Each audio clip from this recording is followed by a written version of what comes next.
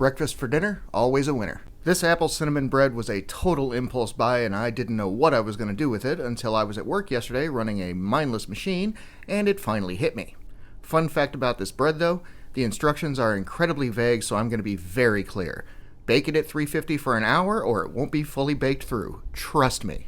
I've said it before and I'll say it again. I can't make an omelet to save my life, so I find it a lot easier to just bake a pseudo one in the oven. So what was my great idea for the bread? Why, French toast, of course. I've never made that for a video. Once the bread cooled down, I sliced it up, gave it a bath in plain old egg wash because there's obviously already cinnamon in it, and tossed them on a buttered griddle until golden brown along with a couple of copycat McDonald's sausages. Once they were done, it was time to get really odd.